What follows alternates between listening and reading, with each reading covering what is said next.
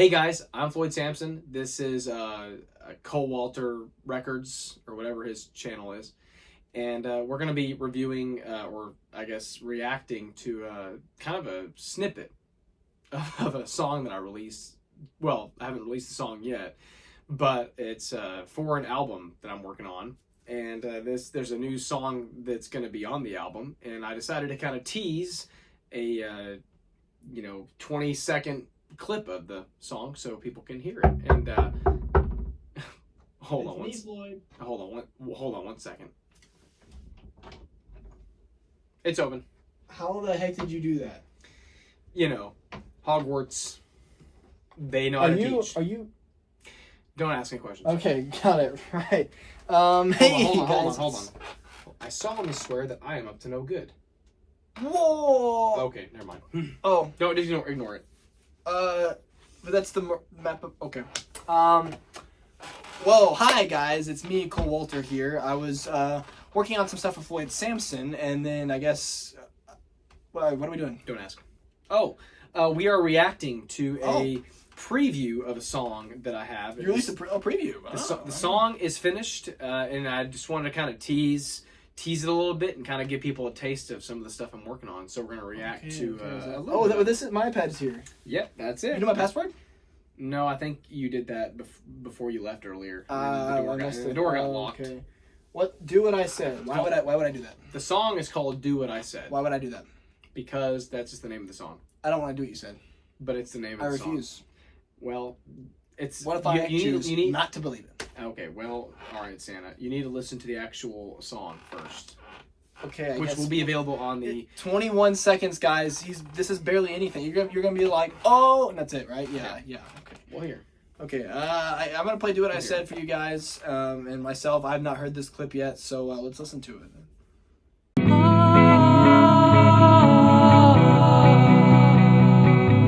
I turned off the engine and I hopped out of my truck. I was ready to leave the planet. All I needed was a little luck. Wow. That's it. That's all you get. Okay. Well, so that was "Do What I Said," this little 21-second snippet by Floyd Samson, of course. Okay, so my early thoughts on it are the artwork, of course, is in space, and it's got some cool. I'm not even sure how you made that.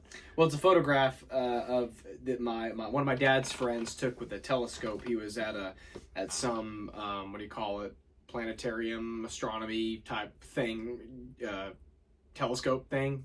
I don't know any of these terms, but he got a cool photograph of space, and so since the pictures don't exactly belong to any one person in particular, I was able to get a hold of one and just kind of put some text over it, and that's what I chose for the single artwork. Well, I like it. So obviously you mentioned starting the engine and leaving your planet. Yeah. So is there anything you want to tell me about that, or do I have to wait for No, so during this part of the song, the main character gets out of his truck. He turned off the engine, gets out of his truck, and he is ready to go into outer space, and he's kind of had it with life on Earth, and he's ready to explore, and kind of heavily inspired by Close Encounters of the Third Kind, which is in my top 10 favorite movies of all time, and I kind of put a little twist on it. The song the lyrics of the song, well, the name of the song is called "Do What I Said."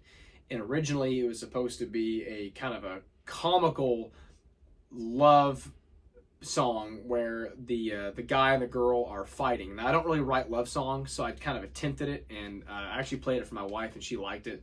But the more I listened to it, the more I wanted the feeling to be more spacey and more science fiction.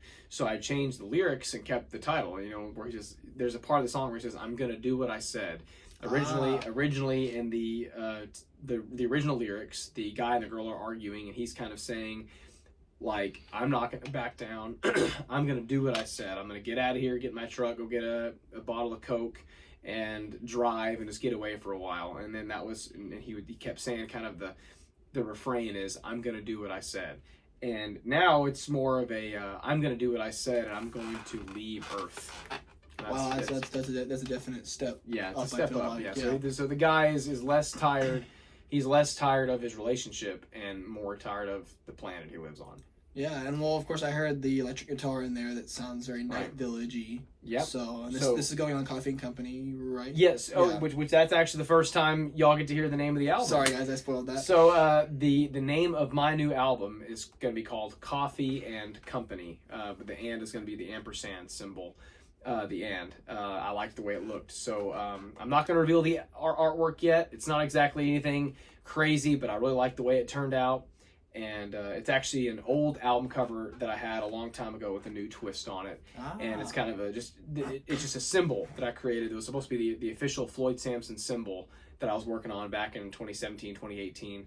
And you guys will, of course, see it, the artwork. I'm very excited to see that. The album is going to be 10 tracks, 6 of which I think I've kind of released and teased already. There's 4 that Cole has not heard and that nobody else has heard except for my wife.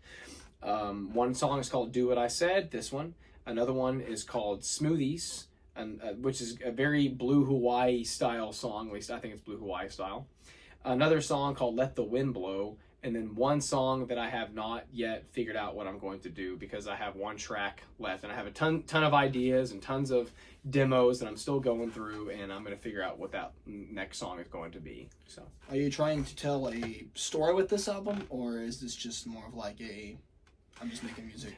just kind of I'm making music, and there is somewhat of a production concept where Under Earth is conceptual in the fact that it's more serious in tone, and it addresses a lot of politics. It addresses a lot of Western culture. It addresses a lot of kind of hard times and biblical themes throughout, and just kind of otherworldliness vibe sometimes. Well, it's not that it's out of this world, but it's a little bit more. I guess like Shadow Mountain, for example, has kind of like, are you on Earth? You know, what forest is this? You know, I created this fictional Shadow Mountain, you know, in this world. But this album is more straightforward. It's more about having fun, and there's different genres that I was experimenting with.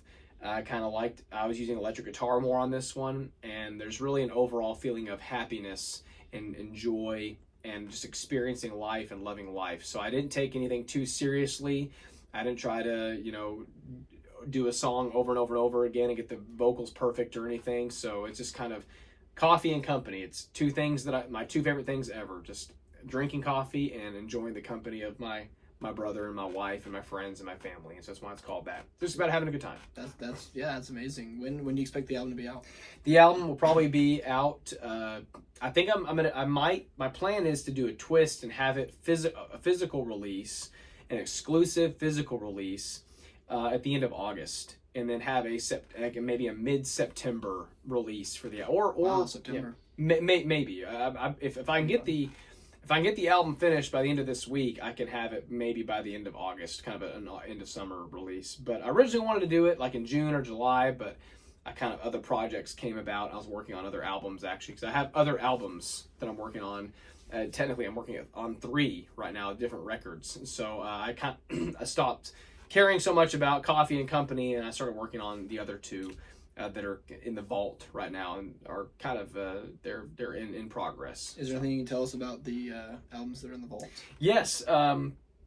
One of the albums that is in the vault, I have all the songs written for, essentially. I just haven't recorded them yet. And it's supposed to be a little bit more elaborate. The way this song, Do What I Said, is going to sound is how a lot of the songs are going to sound on this one, this other one in the vault. And the other one is 8 tracks, and probably I consider my darkest album that I've done. Wow. More intense and more storytelling, more eerie, but also more kind of almost 80s sounding, where I'm kind of messing around with some synths. And I have a Yamaha keyboard, this massive keyboard that I'm going to incorporate a lot of piano sounds and some synthesizer sounds to kind of give it like this dungeon 80s feel. And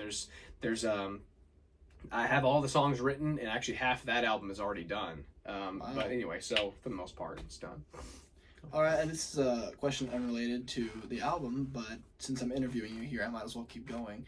What can you tell us about the book that you're writing? Oh, yes. So I'm currently working on a book called, well, right now it's tentatively called Music is Not Subjective, a Guide to Album Appreciation, where I selected my top 100 favorite albums of all time.